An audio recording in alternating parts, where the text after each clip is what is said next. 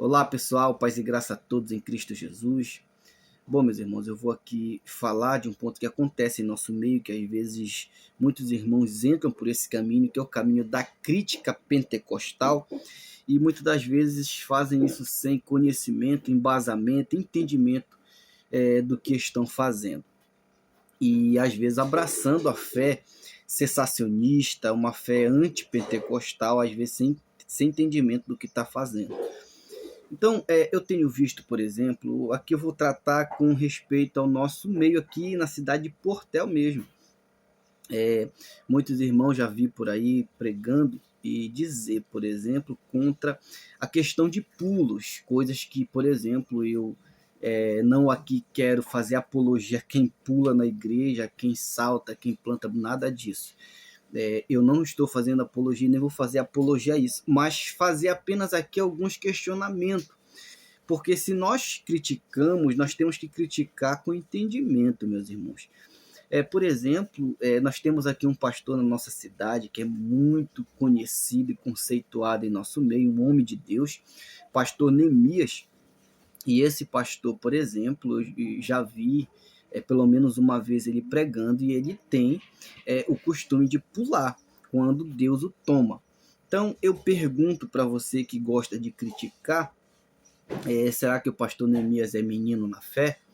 Outra pessoa que eu poderia colocar aqui como base, por exemplo, da nossa fé, seria, por exemplo, o pastor Gabriel, né, o nosso pastor presidente da nossa Assembleia de Deus. Vez por outra, quando o Espírito Santo toma ele, às vezes ali pregando, ministrando a palavra ali, ele dá certos pulinhos no púlpito. Então eu pergunto, será que está errado a atitude do pastor? Porque assim, se você critica pulos e coisa parecida, você tem que criticar com entendimento. Eu não sou contra certas questões. É claro que existe meninices nesse âmbito, mas a meninice não pode ser um parâmetro para nós, digamos assim, descredibilizar a fé que nós professamos e aquilo que nós pregamos acerca das Sagradas Escrituras. Eu vou aqui te dar um texto bíblico com respeito, por exemplo, a esse assunto. Lá em Atos 1, versículo 8, quando Jesus diz ali, e recebereis poder, que ali em outras traduções diz virtudes do Espírito Santo, a palavra ali no grego é dunamis, e a palavra dunamis, ela significa poder dinâmico.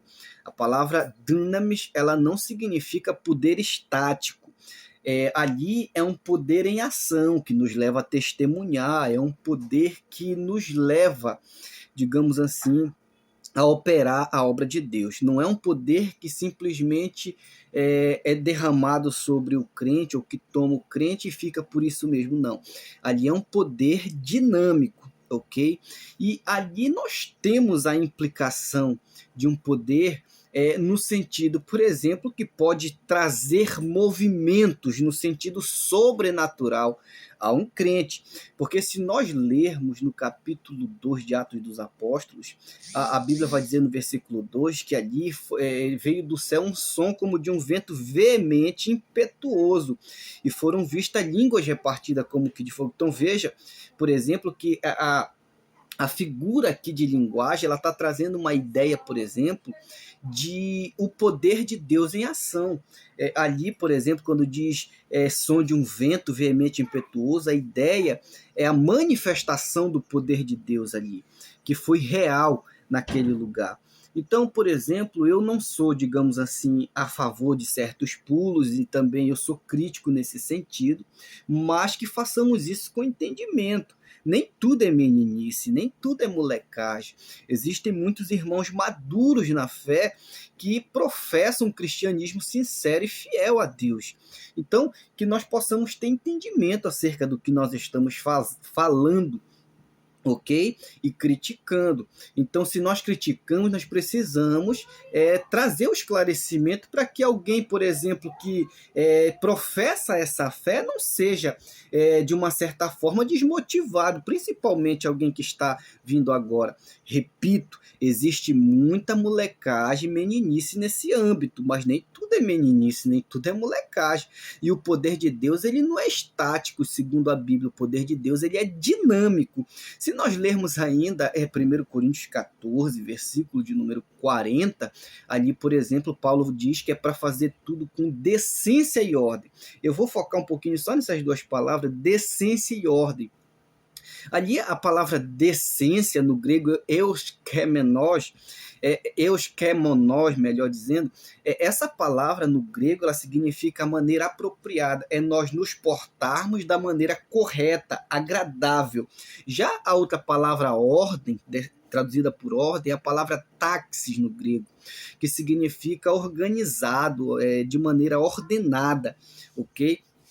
Então, essas duas palavras elas não podem ser desconectadas de acordo com o texto bíblico. Quando Paulo diz decência e ordem, veja que ele não diz somente decência e não diz também somente ordem. Ele diz decência e ordem. O que isso quer dizer? Se fosse somente decência, isso nos levaria ao fanatismo. Imagina, irmãos, uma pessoa, por exemplo, digamos assim, querer ser agradável demais, porque decência ali, a ideia é de agradável, é nós nos comportarmos da maneira apropriada. E isso tem uma implicação de visibilidade, ok? Então, diante dos homens, se portar de maneira agradável, imagina nós nos portarmos e querermos ser agradáveis. Isso nos levaria a um extremo que seria o fanatismo, que seria a hipocrisia, de querer manifestar uma fé agradável diante dos homens, ok? Só que Paulo não disse somente decência, não é somente agradável, mas é também ordem, ou seja, tem que ter organização, tem que ser da maneira correta, ok? Porque eu posso querer ser agradável da maneira errada, entende? Então, quando ele diz decência, agradável, mas também com ordem, da maneira correta. E não é também só ordem, porque se fosse somente ordem, isso nos levaria ao legalismo, entende? Imagina uma pessoa que quer ser correto demais. Nós não podemos ser nem somente agradável demais e nem somente correto demais. Nenhum nem outro, tem que ser os dois juntos. Decência e ordem. Então, nunca devemos nos esquecer que a fé pentecostal ela é uma fé dinâmica, não é uma fé estática. Então, que nós possamos ter entendimento acerca do que nós estamos pregando e ensinando. Decência e ordem, ok? Para nós não cairmos nem no fanatismo e nem no legalismo. Ok? Com todo respeito ao que eu vou mencionar aqui, nós não professamos a fé no sentido espiritual, digamos assim, como, por exemplo, dos presbiterianos, que não crêem nos dons espirituais. Eles creem que os dons cessaram, de uma certa forma. Nós não cremos nisso. Para nós, os dons ainda estão em atuação. Nós cremos na atualidade dos dons. Então, se nós levarmos por esse caminho, nós vamos caminhar para cultos que serão apenas palestras. E culto não é palestra, irmão. Culto é adoração a Deus. Culto é dinamismo, é comunhão com Deus. Então nós temos liberdade para adorar a Deus na casa de Deus. Então eu peço aqui, te dou até um conselho, você que talvez aí está me assistindo, quando você for criticar, critique com entendimento. Fale o que você está criticando com entendimento, para que alguém não seja desmotivado e assim a fé dinâmica da igreja pentecostal venha morrer. Porque uma igreja sem a manifestação do Espírito Santo, ela é uma igreja morta, ok? Que Deus te abençoe em Cristo Jesus.